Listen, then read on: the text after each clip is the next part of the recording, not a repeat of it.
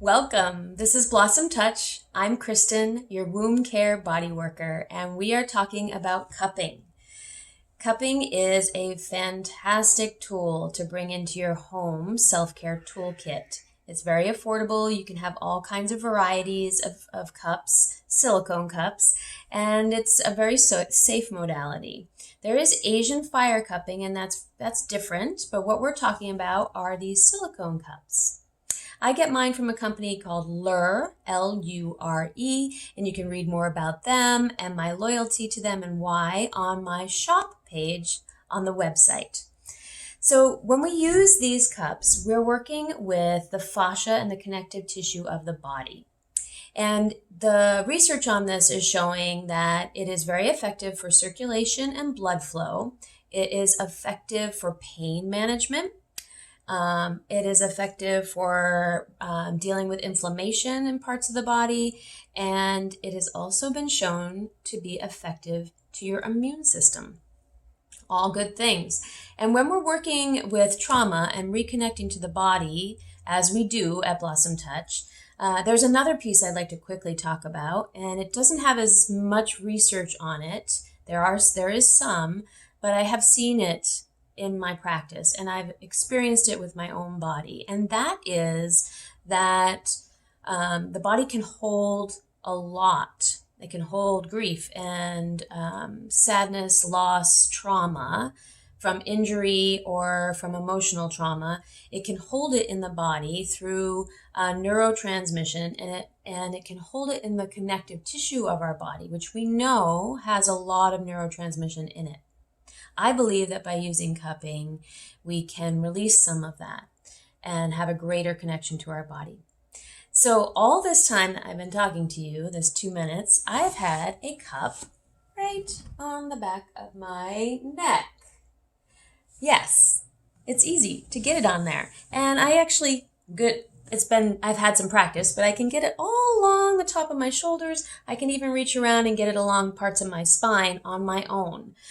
So I'm going to invite you to practice that and play around with that. So it was on there, and there's probably a really dark mark because I tend to get dark marks. Some people will and some people won't. So how these work is they are applying pressure as well as suction at the same time.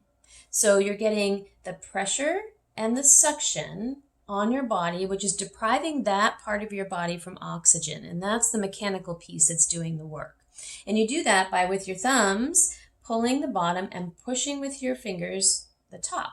And then you place it on the body, you'll get this suction. So I'm actually going to show you how you can do this even with one hand. I'm coming to the meaty part of my arm and using my palm to push and my fingers to pull. And I've got a good suction there. Now this is static use of these. So static meaning I'm just placing them in parts of my body. I like to place them and then do some movement, maybe go do the dishes or sweep the floor, and allow it to kind of move around the fascia and connective tissue while I move. Also, you could do it while you're static, just sitting in front of the TV, where that's when I place it on parts of my neck and also on my pecs here to do the work while I'm just sitting and doing nothing. Now, you can also do dynamic cupping, see that? Which is applying some oil first to that area and then going ahead with that same push and pull, and you can use it to move around. I have a scar right here. Scars do well with cupping.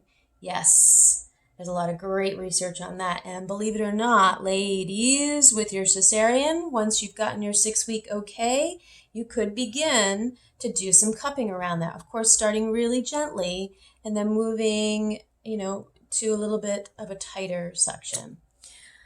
All scars can be used, all scars have fascial component to them, and cupping can be useful. So there are lots of different sizes of the edge. That's what this is called through Lure. This is called the edge cup.